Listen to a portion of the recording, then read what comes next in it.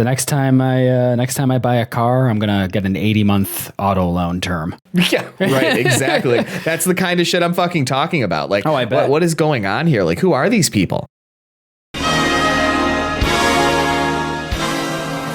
Ladies and gentlemen, cinephiles, scholars of the moving image, and loyal citizens of De Niro Nation, welcome to the first annual Roberts, the only award show dedicated entirely to the films of Robert De Niro, a ceremony so prestigious, so culturally essential, that it immediately renders every other award show obsolete. Now, people say cinema is one of humanity's greatest achievements, a mirror held up to society, a vessel for storytelling, a gateway into the human soul. And while that may be true, we pose a simple question tonight. What could possibly be more important than the films of Robert De Niro? For the past year, my co-host Mike, no relation, and I have committed ourselves, bravely, some would say recklessly, to watching a Robert De Niro movie every week. 50 episodes, countless hours, highs, lows, questions about narrative coherence, debates about whether De Niro is even in some of these movies. And through it all, this podcast became one of the highlights of our week.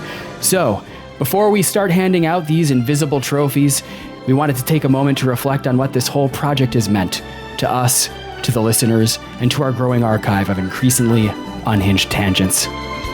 Mike, I'll take a break in my speech to ask you, how do you feel about the podcast at the beginning of our 50th episode? No weeks missed.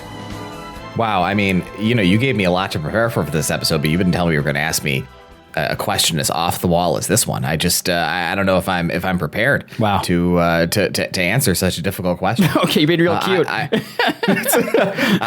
love the podcast. Are you kidding me? I agree. It is one of the highlights of my week. I mean, I really enjoy watching the films. I really enjoy recording the episodes, and I think really more than anything else, I really enjoy listening to the episodes. It's fun that we record with a bit of a backlog, because when we do then listen to the episode on the day it releases, we didn't just record it. We recorded it a few weeks prior, so it's like we get to experience it all over again.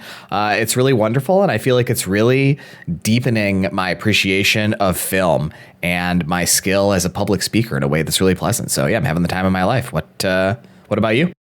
I agree with everything you just said. I actually do think the podcast is making me a better public speaker. I felt it this semester when I was giving presentations in front of the class. When you hear your voice as much as I have at this point, editing the podcast, I have definitely started to notice the importance of modulating my tone more than ever. But yeah, it's been a wonderful experience overall. Definitely frustrating at some points. I've been re-listening to our backlog of episodes starting at the very beginning, and You've never gotten frustrated during this podcast. I'll tell you, citizens of De Niro Nation and anyone else who's listening to this week's episode, anytime it sounds like Mike and I are annoyed or angry at each other, it's because we are. There's no playing it up for this.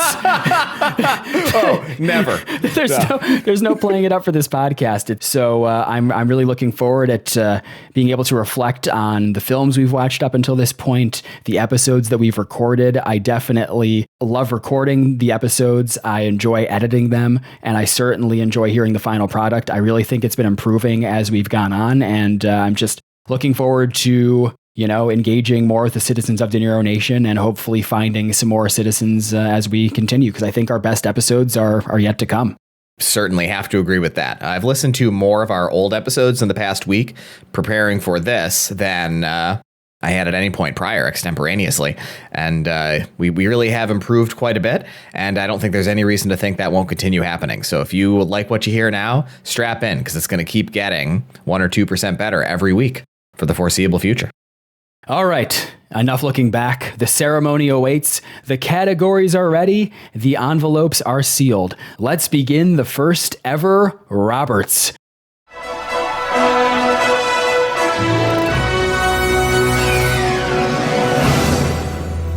Starting with the broad categories. Our first category is favorite film overall.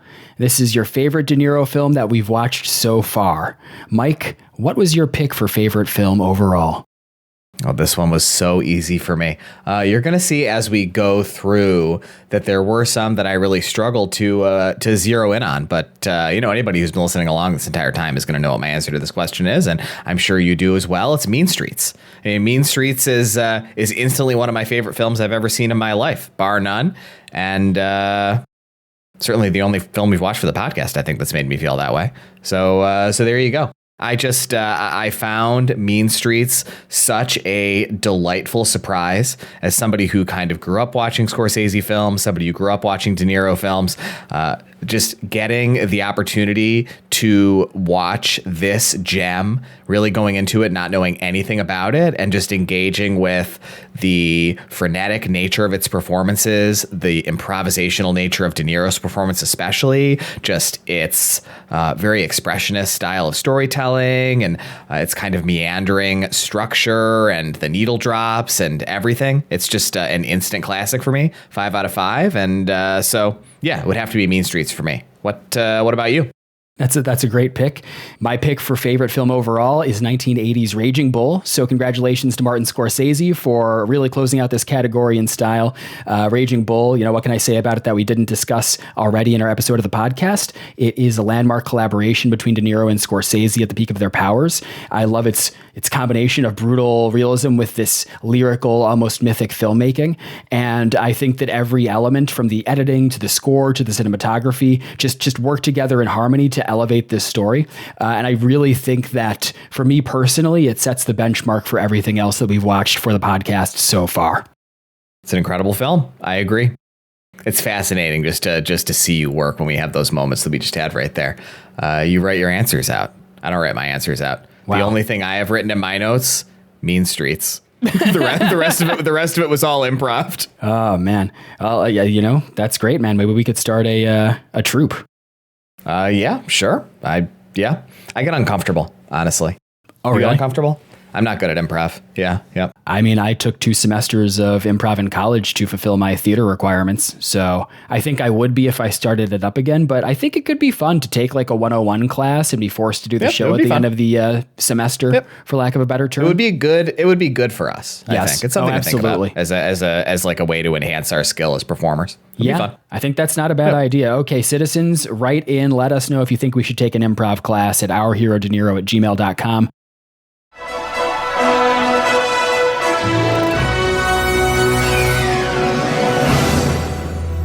And with that, let's move on to the second category, Best De Niro Performance. This is, of course, his strongest acting work that we've covered to date. Mike, what's your pick for Best De Niro Performance?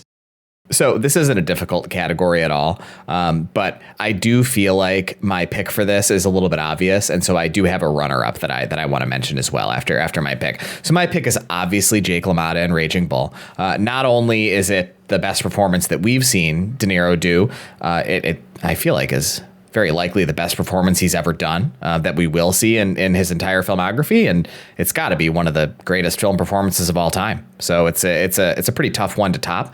It really is just it's an unbelievable performance. What's so crazy about it to me is we saw Raging Bull so late in the run of the podcast, and at that point, De Niro had become so familiar to me as an actor that it had become, and it continues to become, more and more difficult for him to really disappear into roles the way that maybe a viewer who is less familiar with his work would be able to see him do. But he completely disappears into the character of Jake LaMotta. When I imagine the character, when I think about the film, I don't even picture Robert De Niro.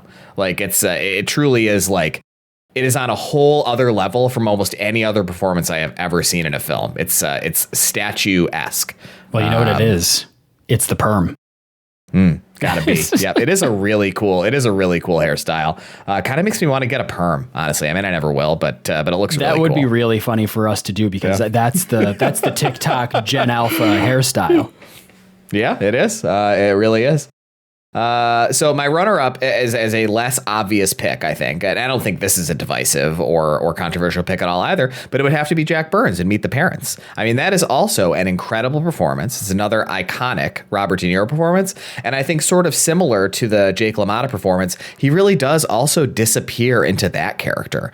It's so different than most of the other performances we've seen him do, like that kind of like shifty sort of trickster kind of way of being, like middle-aged, slightly, I guess, almost waspy man. It's really fun, and just some of the absolute best line deliveries we've seen him do for the entire pod. So really, really, really also love Jack Burns. Thank you for that, Mike. Now it's time to open my envelope for Best De Niro Performance. And oh my goodness, it's also Robert De Niro as Jake LaMotta in Raging Bull. I have nothing to add. I think you captured it perfectly. De Niro does this complete transformation physically, emotionally, and behaviorally that I think is otherwise unmatched in his filmography. I love how he captures LaMotta's volatility, vulnerability, and cruelty with such clarity. And I can absolutely see why it's considered one of the greatest, screen performances ever filmed. So Raging Bull has to be my pick. Beautiful pick. And 2 out of 2 mics agree.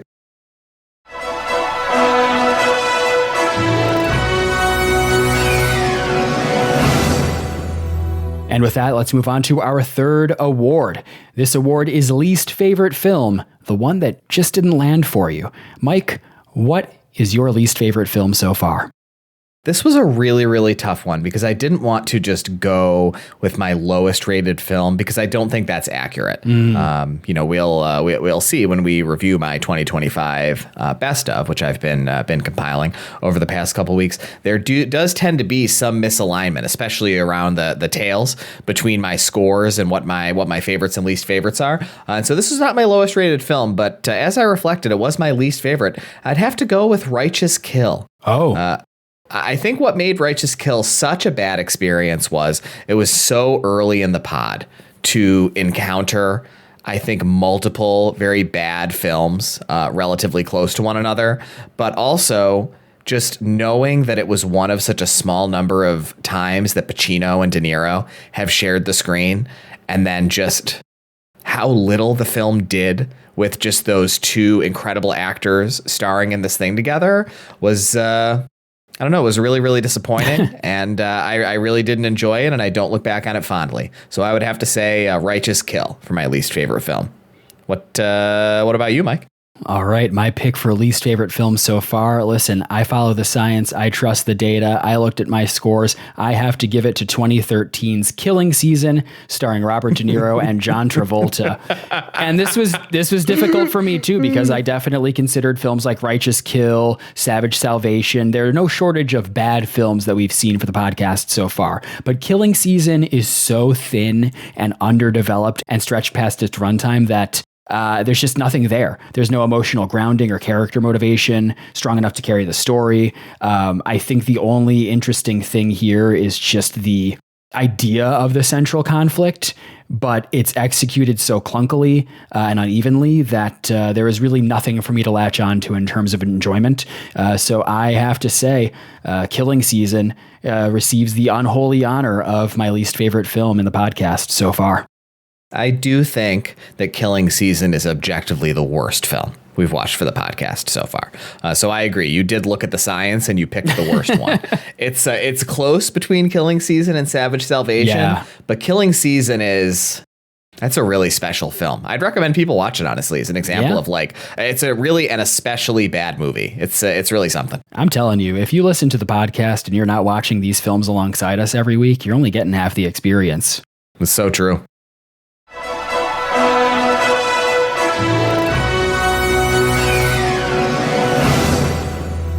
And with that, it's time to move on to our fourth award for the night.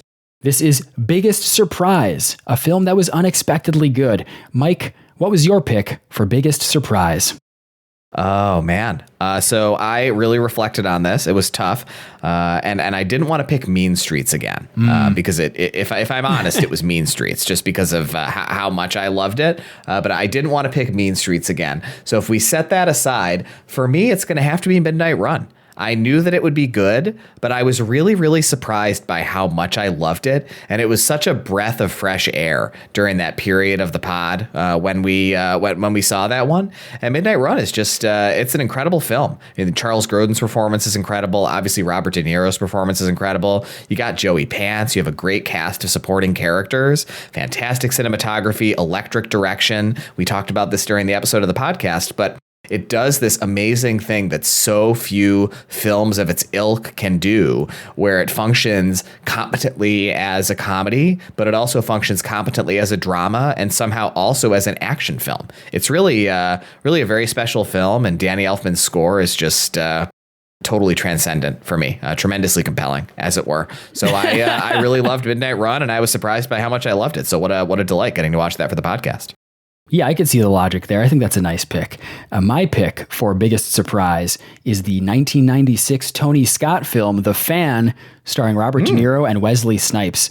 Listen, I had been exposed to the late, great Tony Scott. I watched a few of his films before we rolled The Fan early in this podcast's history, and I definitely underrated this film. I gave it a 3.5 out of 5. It deserves so much more because it takes what could have been a disposable 90s thriller and delivers something just so much more intensely entertaining. I love De Niro and Snipes in the film. They're both so committed and elevate the material, and Tony Scott just has such a strong sense of style and identity in his filmography that I just love everything about it. It moves so quickly and confidently. It's entertaining. It has a wonderful tone. Love the Nine Inch Nails songs in the soundtrack. And it's just a film that's more fun and interesting than I anticipated going into it. So got to go with The Fan. I have to agree. I'll have plenty to say about The Fan later on in the show. Wow, exciting. A little tease for later.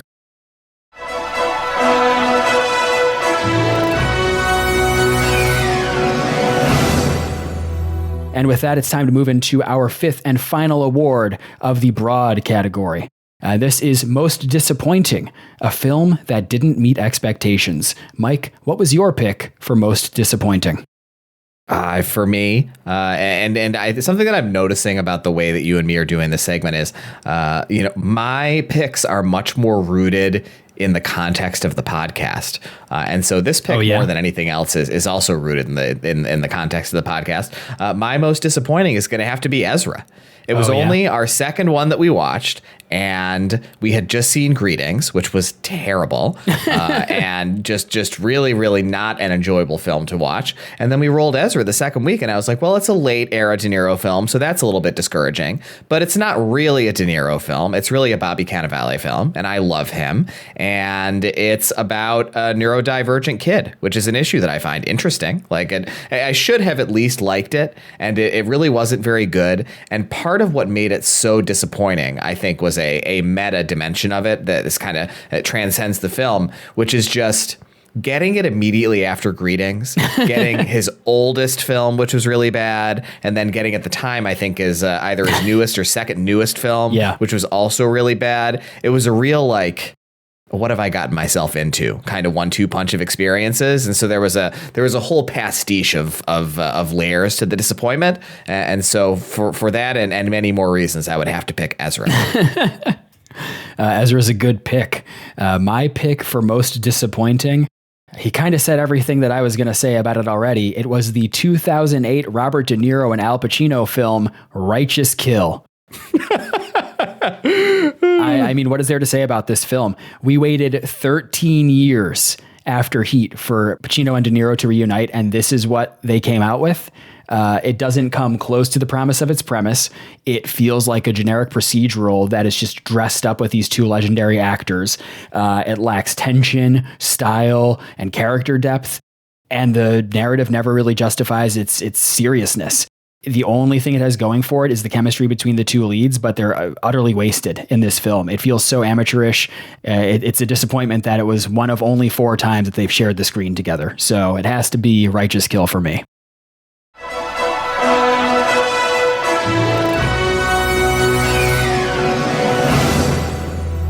And with that, it's time to move on to our next batch of awards. This is the fun category, starting with our 6th award for the night, Most Unintentionally Hilarious Moment. This is a scene that made you laugh for the wrong reasons. Mike, what was your pick for Most Unintentionally Hilarious Moment?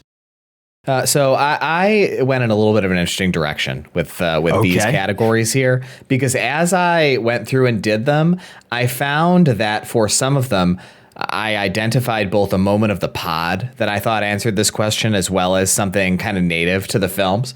So I will share my native film response to each of these categories. But sometimes I got something about the podcast that the question made me think about as well. So for this one, my De Niro film most unintentionally hilarious moment is from The Fan. And it's when he squinches his fingers together and says just a little bit in his final maniacal speech to Bobby, when he's got his son trapped in the batting cages or whatever.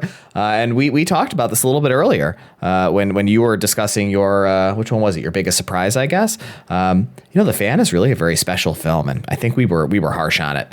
But I do really love that sequence just because I feel like it is a couple of De Niro's line deliveries in that sequence are a little bit silly, but I feel like his character is being portrayed in such a menacing and sinister fashion. And the cinematography and the way that Tony Scott has constructed the scene are also so sinister and menacing in fashion. And so there's just a little bit of tension in there that I find pretty funny. And I quote that with some regularity. Most unintentionally hilarious moment for me from the podcast was when I called the windmills from Tenet oil platforms while the song called Windmills played. That's what this made me reflect on. Yeah, that's okay. It's not like you're a big Tenet fan or anything. What about you? What was your most unintentionally hilarious moment? The most unintentionally hilarious moment that I've seen in any of these films so far it was the hot dog cart scene in the 1996 film Sleepers.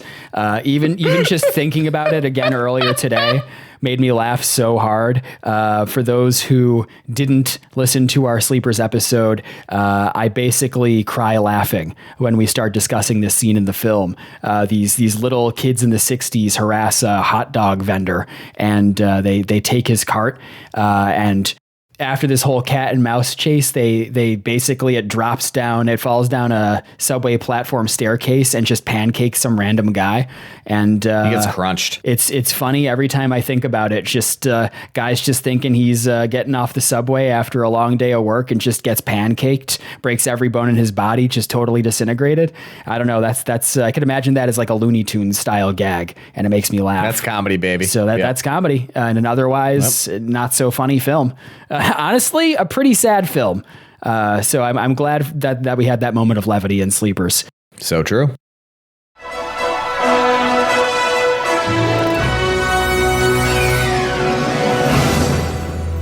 And with that, let's move on to our 7th award, Weirdest Plot Twist. The most bizarre narrative turn. Mike, what was your pick for Weirdest Plot Twist? I gotta go with Angel Heart. Finding out that old Long Nails De Niro is Satan. I think that's just so silly, and I really like that film, honestly. But for me, that was the silliest and weirdest plot twist when I looked back on the podcast. Honorable mention for me here. I didn't want to pick this one because I really am trying not to reference the same film more than once in my answers here. But the twist at the end of Righteous Kill is also super silly. When we find out that De Niro's character is not actually the killer, but actually Rooster Pacino's character is the killer, that one's pretty goofy and really off the wall. I have one too for a meta answer for just the podcast itself, and we've talked about this a couple times now, but I really do need to just drive it home here. Big plot twist for me on the podcast is just how much I love The Fan.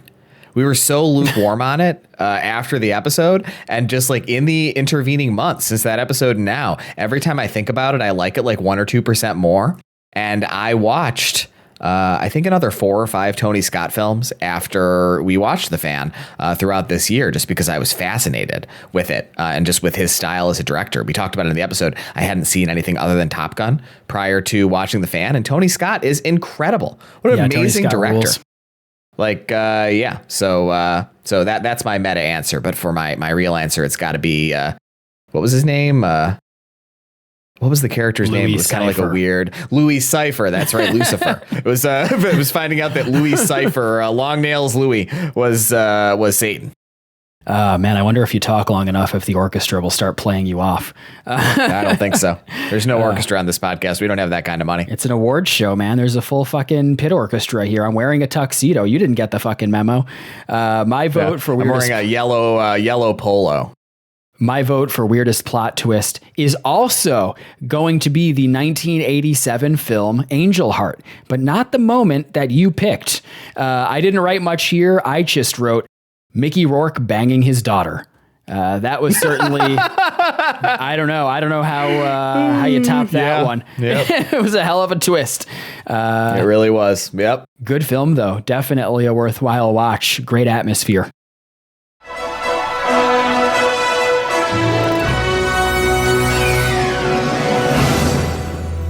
And with that, it's time to move on to our 8th award for the night. Best co-star chemistry. This is a pairing that clicked more than expected. Mike, what was your pick for best co-star chemistry?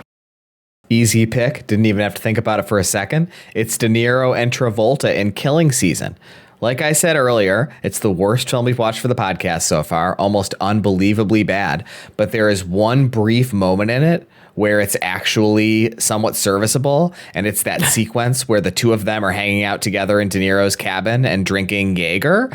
And you kind of see, I mean, these two guys, they each have such a magnetism to them, this really like intensely charismatic machismo, and it just works really well for that brief sequence. And there's so much about Killing Season that doesn't work. You summarized it really well. But I think that one of its cardinal sins is giving these characters so little screen time together and having them do most of their conversation over walkie-talkies in the most contrived fashion. Like, I think the two of them, they're great together on screen, and they should have done it more.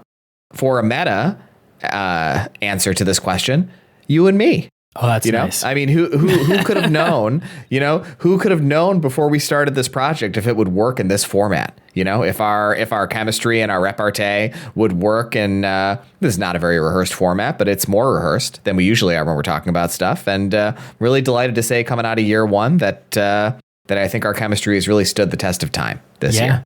This is what the chemistry is like IRL in real life. I think the key... It is, yep. The key to making this work was just having me do most of the heavy lifting. There you go. Here's a great little microcosm. Consider the 40th episode spectacular and the 50th episode spectacular. Now, for this 50th episode that we're doing right now, true, yep. I came up with a whole fucking award show, 15 categories, a whole fucking proceeding. And what did you do for the 40th episode? We watched Tenet. Yeah, you just did a normal episode about a film that you picked. Yep. The world's longest podcast episode. No, it was a good why don't episode. you just hang on to your shorts, because episode 60 is coming, and I'm going to come up with something really, really thoughtful and creative. So, yeah, I hope so. You have 10 weeks to think of it. My pick for best co-star chemistry, I think, is a little more obvious than yours. I'm picking Robert De Niro and Charles Grodin in Midnight Run. I think that's kind of the obvious choice. I like that you went in a different direction, but De Niro and Grodin just play off of each other so effortlessly in that film. And I love how their dynamic evolves naturally from antagonistic to more begrudgingly affectionate and respectful over the course of the film. It just feels so lived in, like two people who really get under each other's skin. And I love the movie. I love the relationship between the two of them. And that's going to be my pick for best co-star chemistry. I do just want to put you on blast here a little bit, because I do think that is the obvious pick for best co-star chemistry, but you're not being honest with our audience about what the category is. The category is most unexpected / best co-star chemistry. I don't think anybody would have gone into Midnight Run not expecting the two of them to have good chemistry. I was also picking one that satisfied the most unexpected criterion of this category. I thought I updated that. I thought I told you that didn't. I wanted to. Well, maybe you did. I mean, maybe you did update it, but you didn't tell me that you updated it because it was still like that in my template of notes that I made for myself when you warned me not to put it in the spreadsheet. And you didn't update it. I'm looking in the spreadsheet now. So okay, I have the receipts on Thursday at 10:33 a.m. I sent you a message that started with, I updated one of the categories to best chemistry. I think it's easier than most unexpected. That was delivered. Was it on Thursday? Yeah. I have no recollection of seeing this. Yeah, clearly you don't, based on these acts of slander that you're sharing in our podcast right now. I mean, you should update it in the sheet. It's not my fault you don't read our fucking chat. Yeah, man, that's true. Let this be a lesson not only to my co-host Mike, but to all the citizens within earshot. If you come at the king, you best not miss. Oh my God.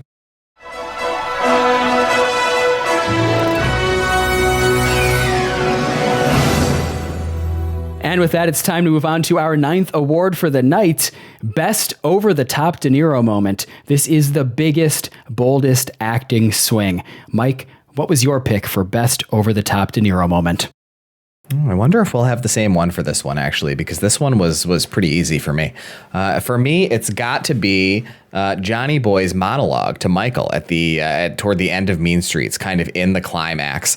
I think it is one of the 5 funniest De Niro kind of like performance, I guess, like sub-performance, micro-performance of the pod that we've seen so far. But what's so incredible about it is how many emotional lines he manages to kind of walk in the performance. It's certainly funny, but it's also very intense and scary and super awkward and uncomfortable. And just knowing that and so much of his performance in Mean Streets was improvised is just so cool to me. So just absolutely unparalleled moment for me by De Niro in the pod so far. What about you? Listen, that's a great pick. Probably better than mine, but that's not what I thought of. I actually thought of Robert De Niro in the 1997 James Mangold thriller Copland, starring Sylvester Stallone. He has such a small role in that film. He's a minor supporting character, but he makes the most of his limited screen time. And I love his infamous rant when he gets super pissed off about the case being blown. And he's just yelling at Sylvester Stallone for being such a dumb hick cop. And he's just yelling so loudly, I offered you a chance to be a cop and you blew it. You blew it. I offered you a chance when we could have done something. I offered you a chance to be a cop, and you blew it. You blew it. It's You really Blew good It is stuff. really good. Yeah, the You Blew It's really good. He's really good in that film. He's really, really good. Absolutely.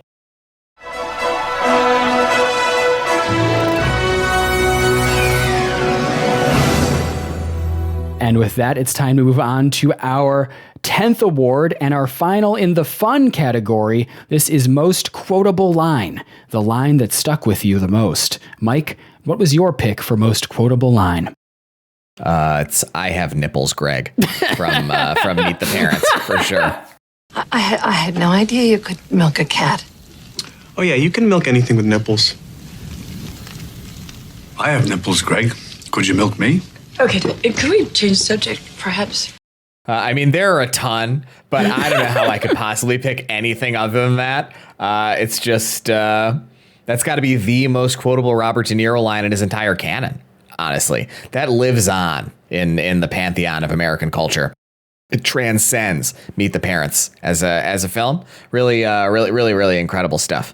I have a couple of most quotable lines from the pod as well that I really love. Things that I say all the time, probably on an almost daily basis in my life. So the first one is tremendously compelling, which is something that I certainly said before we started doing the podcast, but it's something that I don't think I really said very much. And then the other one is, learn to read in a week, that you said about Master Diver Carl Brashear from Men of Honor. I say learn to read in a week 2 or 3 times a week about something, just in my life. I can only say it to Caroline, which is a bummer. But I want to say it in more context than that. Those are good picks. My most quotable line, it's unanimous. I second what you said. It has to be, I have nipples, Greg. Could you milk me? From Meet the Parents. I think it's got to be right up there with You Talking to Me from Taxi Driver, a film that we have not yet covered in the podcast. It'd obviously be that, right? If we'd watched it. Yeah. so maybe it'll win next year's I should have said You Talking to Me from Shark Tale. Or that would have been a good joke. Well, they also did it in The Adventures of Rocky and Bullwinkle. Oh, it wasn't Shark Tale. Sorry, it was Rocky and Bullwinkle. I knew it was in one of the silly, kind of children's films that we've watched. So I second Meet the Parents for all the reasons you just described.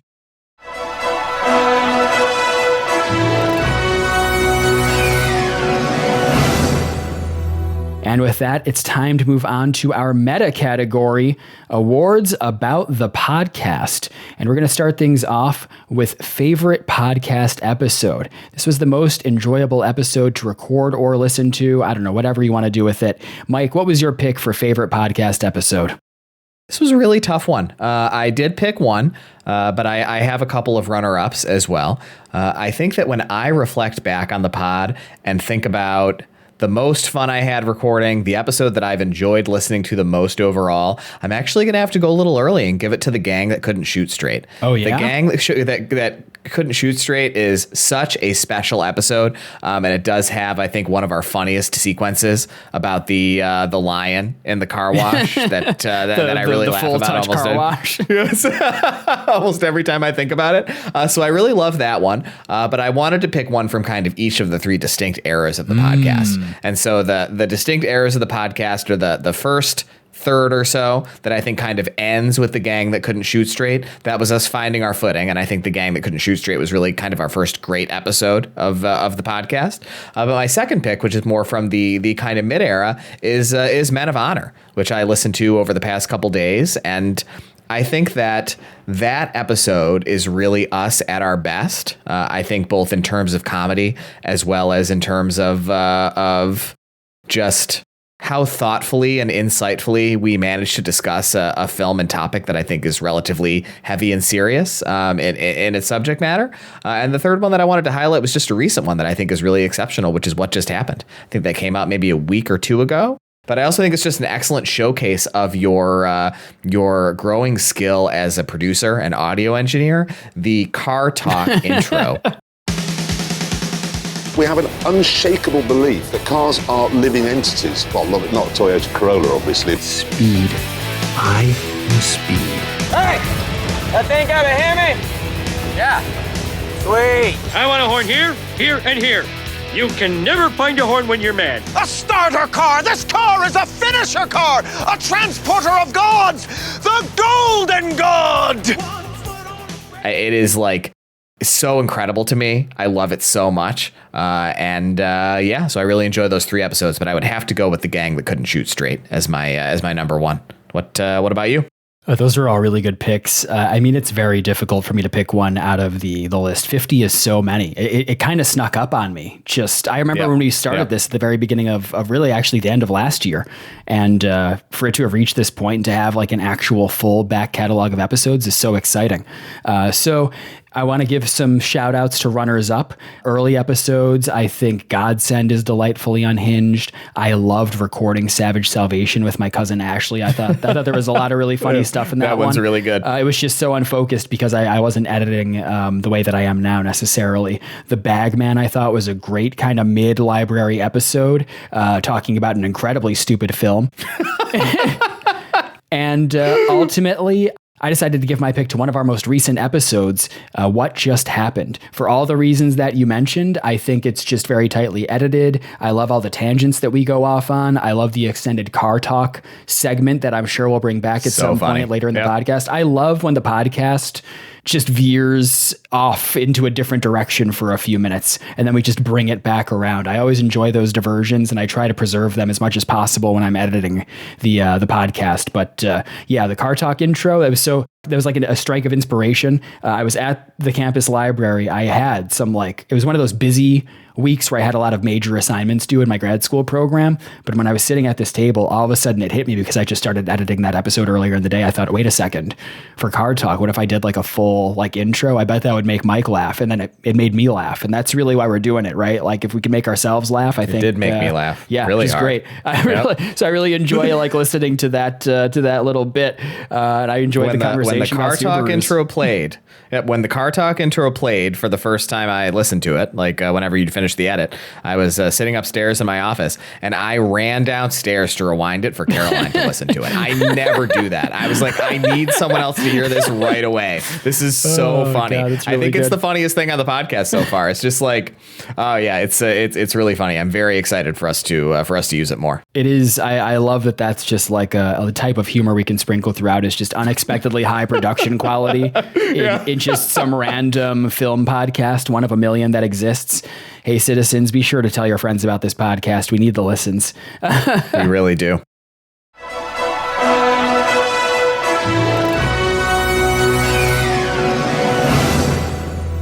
And with that, it's time to move on to our 12th award of the night, Most Ridiculous Tangent. This was our wildest off-topic detour. Mike, what was your pick for Most Ridiculous Tangent? I am going to break my rule a little bit here. I have to go with the tortoise mukbang segment from the gang that couldn't shoot straight. I remember that one. Yeah, that's a classic.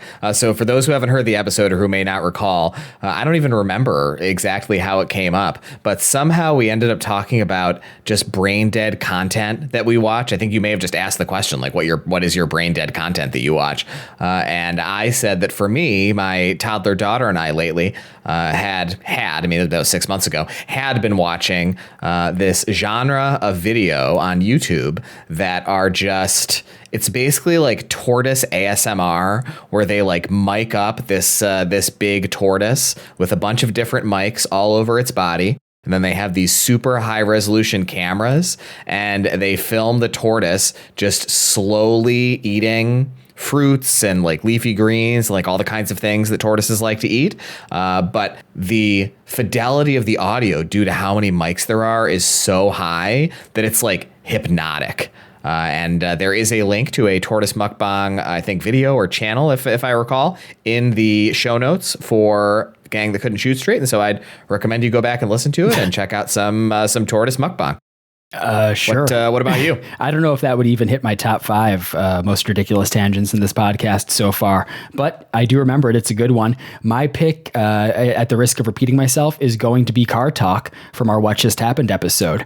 It is just this nice 8-minute or so long detour in the middle of a nice tight episode. What I love about the podcast, now that we've been doing it for so long, is just being able to use it as a jumping off point for other unrelated discussions. And I like cars a lot. I like talking about them. I enjoyed getting to know you through your car history and you know, me through mine, and then just pivoting the discussion to complaining about people who drive Subarus. So especially in Western New York, you know, I put a target on my back when I published that episode. I didn't have to do that. I'm fearless. I'm honest. You're brave. Part of the intellectual dark web. So for all those reasons, I love doing that sort of thing, and I hope to do more of it in the future, you know, naturally as it sort of organically comes up in the podcast conversations. You know, I really love Car Talk too, but I just want to say, you know, I didn't even consider it in this category because I don't think it satisfies the category. It is neither ridiculous nor is it a tangent. I'm being aspirational. I'm manifesting. It's not a tangent. It's a recurring bit. Okay. And it's not ridiculous. It's very serious. That was a serious exploration. That was a serious exploration of our personalities through our cars. That wasn't even like, I made a list to consider, and that wasn't even on my list, even though I love it so much. That's a recurring segment, okay? Manifest. It's going to recur. I think you're being shallow and pedantic.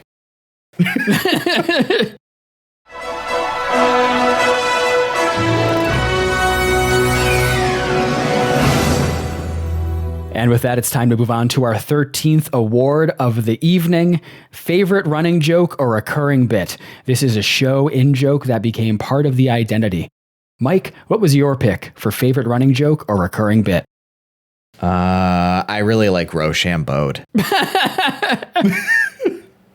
What is the actual word? Rashomon? Yeah. So early in the podcast, that must have been very early, right? Like in the first 10 episodes, Mike was talking about Rashomoning something, which is, I don't even know the pedagogy of it. Not pedagogy, the, what's the word for the origin of a word? Etymology. I don't know the etymology of it, but it's about something being rearranged, right? Like that's what it means. It's a famous Japanese film where the story is told from multiple perspectives. Gotcha. So, okay. Yeah. Yep. I've never seen it. Yeah, no, it's a real stone cold classic. Man, do you have anything else you want to say about that? No, I mean, I really like that it, I think it is probably our most consistent recurring bit, kind of like comedic through line of the podcast so far. And I feel like, it hinges on one of your flaws as a speaker, which I think is really funny. Kind of similar to Tremendously Compelling, which also hinges on one of my flaws as a speaker, right? Which is just my my tendency to hyperbole and to being a little bit redundant with my patterns of speech. And so I just really enjoy that. I feel like that's the kind of thing that I've noticed listening to the podcast that I really enjoy. Is just when there are these things that become kind of like through lines of the way we speak in the podcast that speak to something deeper about our personalities and our relationship. And I think that's really fun. That's a really good pick. I kind of want to replace my pick with it. It's that because I kind of forgot. I've kind of had difficulty remembering all of our running things. It's really hard. I remember Tremendously Compelling. I'm inclined to agree. No Relation. No Relation's a good one. We stole that one from the USA Network original series Psych. Yes? Hello, Mrs. Ryan. My name is Sean. This is Sean. No relation. We're grief counselors from the school. Oh, thank God. Please come in. I think my favorite that I picked, honestly, it might be Rochambeau, but what I had listed here in my notes was just the idea of De Niro Nation. I love... Yeah, it's really good. I like referring to our listeners as citizens of this nation. I like that we're the co-presidents. I think it's much more interesting than calling our listeners. I think citizens is a much more exciting term. So I just love the visuals that conjures up in my mind every time one of us says it. It is really fun. I agree. I didn't consider that, but I guess it is a running bit. It just feels... It doesn't feel like a joke or a bit. What's a bit? It just feels true to me. Yeah. Well, I mean, that our listeners are the citizens of De Niro Nation. Like that's not a bit. Yeah. You know? That's true. Yeah, I see now that I'm wrong. I see now that you are correct. Nice. But similar to the thing about Car Talk, like it wasn't even in my universe of consideration. Right. Like a recurring bit that you used to do for a long time was every time you were leading a recap, you would say the movie name and then you would say starring Robert De Niro, even if he didn't really star in it. That is good. Yep. I remembered that one. I just didn't think it was that good. Yep. I wish I'd remembered that one because I think that one's really funny. Although I have tried a little bit here to, mostly recognize things that you do.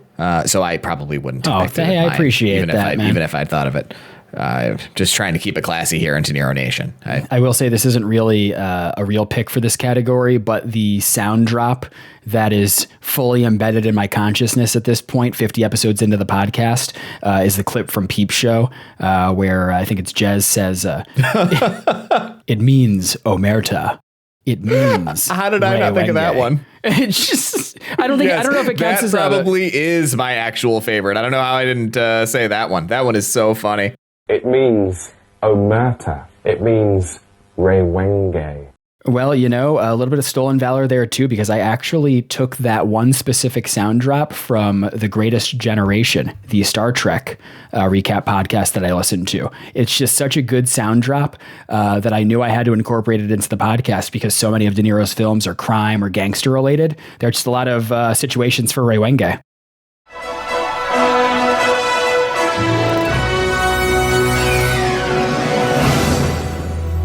And with that, it's time to move into our penultimate award for the night, Most Surprisingly Insightful Discussion. This was a moment where you surprised yourselves with depth. Mike, what was your pick for Most Surprisingly Insightful Discussion?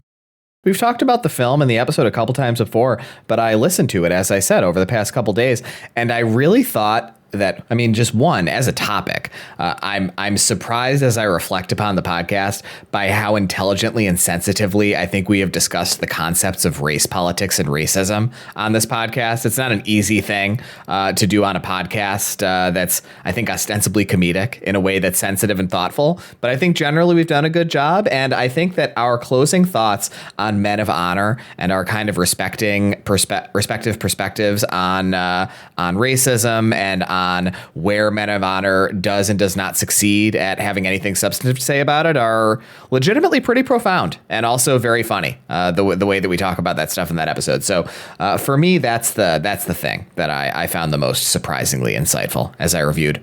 What about you? That's a great pick. I honestly kind of wish I remembered the Men of Honor episode better. It is difficult because I think in part because I'm editing the podcast. You know, when we record, I enjoy the discussion. I edit like that week, but then I don't listen to it until it comes out. And then I listen to it once when it's live. And then I move on to editing the next episode of the podcast. These things kind of come and go. They're kind of ephemeral to me. So I think that's a really great pick.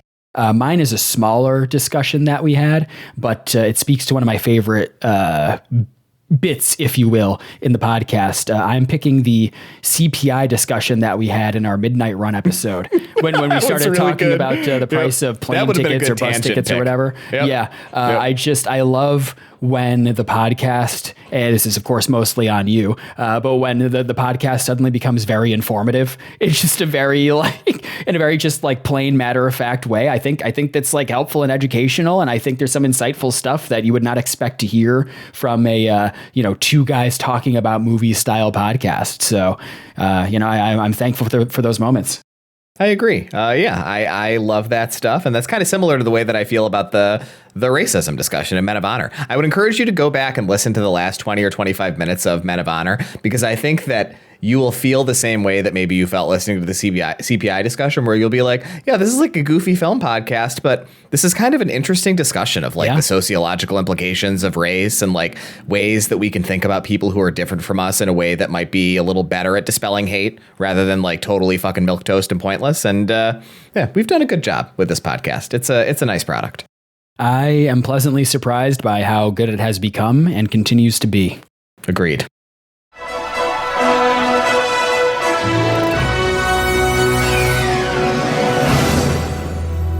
And with that, it's time to move into our final award for the night. Mike, this award is Most Anticipated Film We Haven't Covered Yet, the De Niro film you're most excited to get to. What was your pick for Most Anticipated Film We Haven't Covered Yet? This is the most unbelievably stupid question in the whole awards show. It's obviously Silver Linings Playbook. It's very cute. What is there even to talk about? No, I do have an earnest pick. For me, it's going to be Casino. I've never seen Casino. And Caroline and I this year, as I think I've discussed many times on the podcast, we're in the midst of a real Scorsese renaissance here in my household. I think that when you include New York, Raging Bull, and Mean Streets, I think that I've watched like 10 Scorsese films or something in the past 12 months. And I feel like most of what's left that I haven't seen that doesn't star De Niro is of relatively little interest to me. But the two Scorsese films that are left that I'm still really interested in seeing are Casino and The King of Comedy. And Casino is definitely the one that I'm the most interested in seeing. And so I am just super excited to see Casino. It's supposed to be a towering De Niro performance and one of Scorsese's best. So that's currently my number one most anticipated film. What about you, Mike? That's a really good pick. That's definitely up there for me.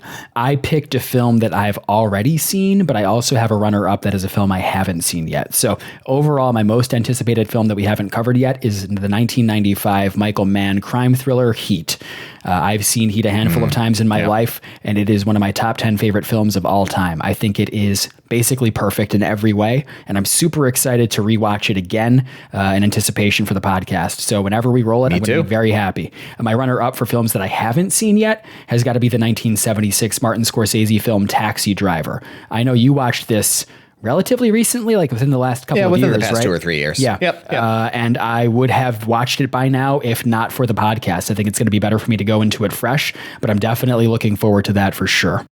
Yeah, I think that, Paul Schrader and Martin Scorsese, they are such dream team. Just such a dream team. And that's a wrap on our first ever Roberts. Mike, what did you think of this process? And would you like to do it again next year? I would love to do it next year. I thought this was awesome. It's a great idea. Huge kudos to you for coming up with such a wonderful idea for really one of our big milestone episodes, right? I mean, if this podcast is going to be 5-0, right, this is going to be less than 150 episodes, I think. So this is one of our two, demarcations of 50, which is huge that we're going to do. So this was a great episode, and I really enjoyed doing it. Thanks for the great idea. I'm happy to have had it. It was really nice to reflect on not only the podcast itself, but all of these films that we've seen, some of which have been really great, many of which not so much. But, interesting stories all in some way or another. So true. And with that, it's time to move on to letters. We have 4 letters from citizens of De Niro Nation. I'm going to start with the earliest and move to the newest. So the earliest one is from friend and former guest of the pod, Andrew, who writes in response to our episode about The Comedian.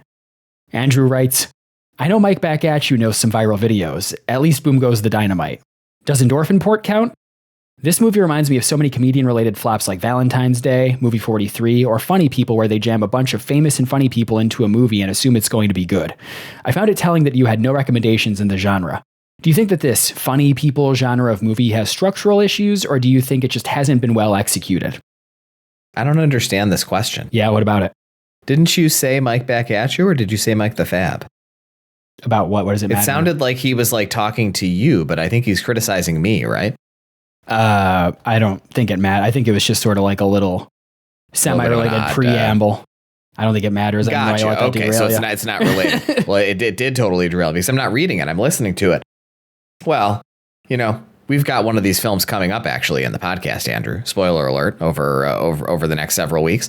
But I guess I do think that genre is a little bit flawed, and it's not something that I watch a lot of. And so your criticism is taken, but I didn't really have a good recommendation. I apologize. I don't really know what else to say. Yeah, great response. Andrew asked, do you think that this funny people genre of movie has structural issues, or do you think it just hasn't been well executed? And I actually think he's conflating two subgenres of comedy, because on the one hand, you have the cram as many celebrities on the poster genre as possible. We're talking about films like New Year's Eve, which he hinted we'll be covering at the end of the year for the podcast, and Valentine's Day, stuff like that. But I think this funny people comedy genre is films more like the Judd Apatow, late 2000s comedies where they had funny people just improv on set and they would just capture as much as possible and then edit around it. And I think they have different issues. I think that the cram a bunch of celebrities onto a poster genre films are just bad in every respect. I have nothing to say about them at this point. But the funny people genre, those sort of Apatow films, I don't know, they're too long and unfocused and loose in the editing, and not everyone can sustain that sort of comedy.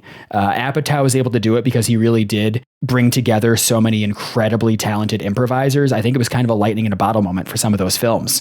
But I think a lot of comedies or films from that era learned the wrong lesson and just thought, oh, we don't need a script. We'll just record. And, people will be funny enough. And we'll just make a movie out of that. And, now big studio comedy is basically a dead genre. So I hope that satisfactorily answers your question, Andrew. A lot better than I did. And with that, it's time to move on to our second letter from friend of the pod, Philip, aka Lips, writing in response to our Born to Win episode. Philip writes, De Niro dudes, heroin sounds like an awful thing I assume neither of you would use, but hypothetically, say you came into a brick of pure smack. We'll assume no scary pusher has any claim on it, it just came out of thin air. What do you do with it? And if you happen to be hard up for cash, does that change your answer? Lips. Mike, what do you think? It's a crazy question. I never really thought about this before. I don't know what I would do with it, honestly. At the risk of incriminating myself, I think, honestly, what I probably would do would just be like put it in my closet and totally forget about it. Like, do I have to take it? I'm assuming that's a part of this. Like, if not taking it is an option, if not doing anything, I can say with full confidence I would just leave it. Like, I don't know, like I have no interest in it, and I'm not hard up for cash. So I think I would just leave it. But if I have to take it, I think I'd probably just like put it in some cubby somewhere and completely forget that it exists. Yeah. What if it just like was in the trunk of your Honda Accord one day? Just a brick of smack. You would just like put it in a cubby and leave it alone? Yeah, I guess, right? Because I wouldn't want to just like toss it out somewhere, Yeah. And risk somebody happening upon it in a way that's going to get them hurt.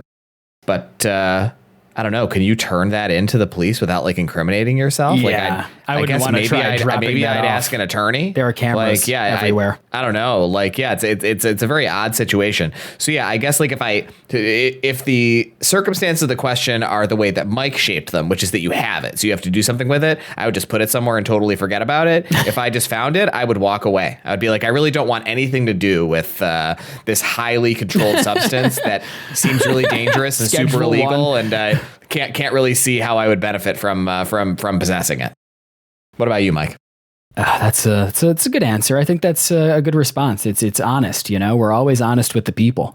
I gave this some thought earlier when I first read the question, and I'm not quite sure. I'm all about minimizing risk, and having a brick of pure uncut smack is inherently risky. The thing is, you say in this hypothetical that there's no one has any claim to it. That's great. But how would I know that if I'm the recipient of this brick of smack? So I would be incredibly paranoid that someone is coming to reclaim what's theirs. I think what I would do after that fear kind of dies down, because I would certainly like to leave it untouched in my home for a while, I would feel kind of tempted to see if I could move a little smack. And listen, here's the thing. I wouldn't be greedy. The key is to not get too greedy, right? I'm not going to try to sling a full brick or like make a connection with a cartel. I think I would just skim a little off and maybe try to, meet up with some local dealers or something like that and see if like, hey, just every now and then, almost like a side hustle, almost like, hey, I have a day job, but I also deliver for Uber Eats on the side on weekends or whatever. Kind of like a weekend smack supplier. I think I would maybe give that a try. A few extra $100 a month or something, see how that goes. Low stakes, misdemeanor amounts. How do you feel about that? Yeah, you think I could get away with it? Fun. I think it's fundamentally at odds with your stated proclivity toward reducing risk. So I'm a little bit confused by the slightly sort of askew nature of your answer, but that's fine. We're just we're just doing jazz here, minimizing as you say, right? risk within the confines of still wanting to move some of that smack. That's pure profit if you can get rid of it. Well, different answers. How much is a brick of heroin worth? I don't know. Ask ChatGPT. I don't want to. I am going to ask ChatGPT. Yep. Oh, he can't answer. Of course. Damn. Yep. Yeah, that makes sense, right? It's illegal. Now there you go. What are you going to do? I'm just going to Google it. Yep. Incognito window. Fortunately, Google's AI overview is much more helpful than ChatGPT. A brick of heroin, a kilogram, typically has a wholesale value in the U.S. ranging from $10,000 to $100,000, though prices vary widely based on purity, location, and supply. So it's like worthless. Like I'm not trying to be like Mr. Moneybags or something, but it's like, just think about the money that you've earned in your life and the prospects that you have in your life and your social life and your career, all of these things. You're going to risk throwing that all away for at the outside $100,000. It's like, I don't know, man. Like if you'd come back and been like, yeah, $5 million, I'd be like, oh, well, yeah, maybe I'll try to break up $5 million into little pieces and sell it over the course of a few years. $100,000. Like, I don't know, man, you might go to jail for a really long time. I'm not sure. Because you say that it's just misdemeanor amounts, but if you get pinched, they may get a warrant for your home. Oh, yeah. And they may search your home and find that you actually have intent to distribute amounts on hand. Like it's really not worth the risk. Like I think a kilo of cocaine is worth a lot of money, like millions of dollars. I feel like that would change the calculus a little bit in your general kind of like way you're talking through this, but for $100,000, I don't think so. I am learning a valuable lesson, and I think the solution is for me to not store the brick of smack in my home, but instead to store it in the trunk of your Honda Accord underneath the piles of crap that you have in the trunk. And I think that's how we're going to keep everyone safe.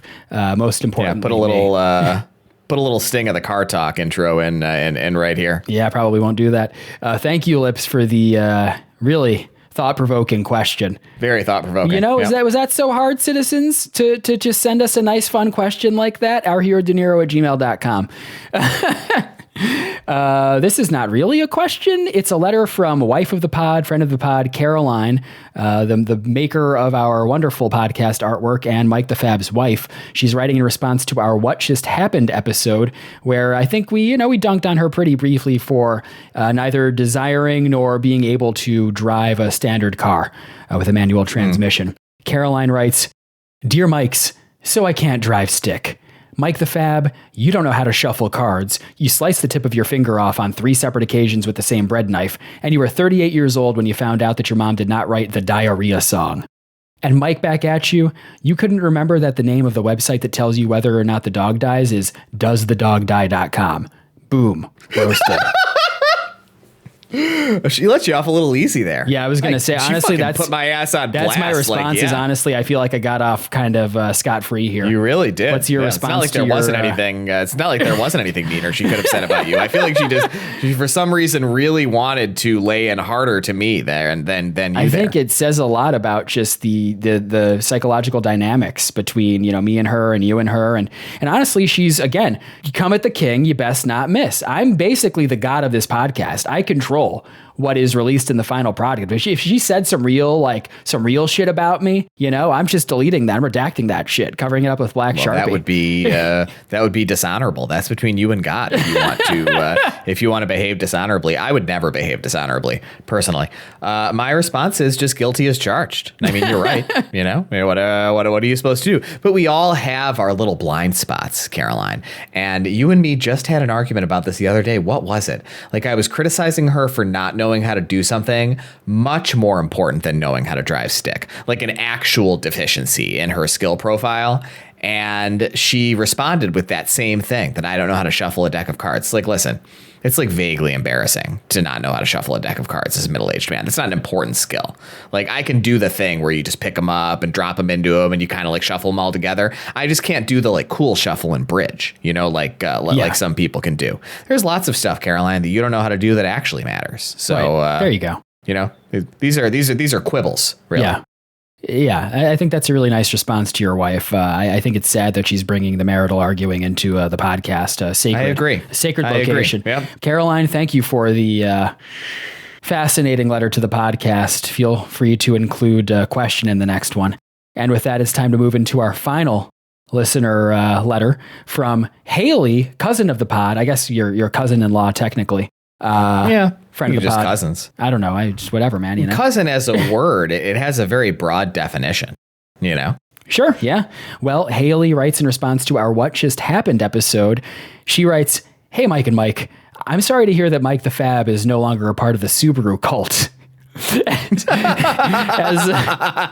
As you probably both know, since we're IRL friends, I have a Subaru Crosstrek. This is my second Subaru, and I plan on sticking with Subarus or similar cars while living in Western New York, literally just because of all-wheel drive. I live in the city of Buffalo, where we have a historically bad record for snow plowing, especially on side streets, and the last thing I want is to get caught in a snowbank on my way to work. My Subaru has been amazing in the snow/ice over the past 2 years. I'm interested to hear how your vehicles do in the Western New York winters. All my love, Haley, a.k.a. Hey Coffee Girl. Mike, what's your response to Haley? I mean, it's tough, she's right. It's definitely a lot worse. But I feel like my experience is that that's just relatively insignificant as a consideration. The number of days where you have enough snowfall that's accumulated so much and been handled so poorly by whatever plow infrastructure your municipality has are so few and far between per year that it's just not that significant to me in my life. But it is something I missed. Last year being the first year that we had the Accord after driving the Outback for the few years prior. And before that, Caroline had a Subaru Impreza, so we always had an all-wheel drive car in the family. Was a little rough on a few days, but just really not that significant overall. What about you, Mike? What's your response? Sure. I think that's a nice response to Haley.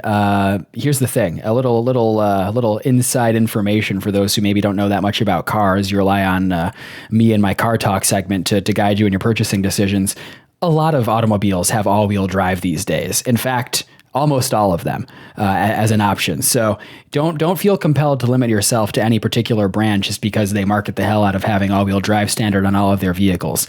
Now, what I'll say here is, my current car is actually my first ever car to have all-wheel drive. Prior to that, I had a 1998 Acura Integra that was front-wheel drive, a 2006 Acura TL that was also front-wheel drive, and then a 2007 BMW 328i sedan that was rear-wheel drive. And I will tell you, in all of my years of driving, going on 20 now, I've only ever gotten stuck once in my life, and it was actually on a Rochester side street. It was a few years ago. I was driving the 328, this rear-wheel drive, German sedan, and Up until my current car, I've always had snow tires, winter tires put on in the winter, and they make a huge difference. Highly recommend them, especially if you don't have an automobile with all-wheel drive. I'm currently on all seasons now. That's neither here nor there. And I remember it was the winter time, and I was supposed to go to the movies with a friend, and I'm pretty sure it was when I went to see The Matrix Resurrections, that pile of fucking horse shit. And I left my house. Who did you go to see that with? My old coworker, Michelle. I was like, how is that not us? I guess that must have been before we were going to the movies together. I don't know what the fuck you were doing then, man. Anyways. Horrible movie. Yeah. So I left my apartment and I pulled onto one of the downtown Rochester side streets that was like pretty unplowed. You know, there's like mounds of snow next to the parked cars. So you kind of had to alternate, you know, one after one direction goes and the other direction goes. And I remember I was driving behind a Jeep.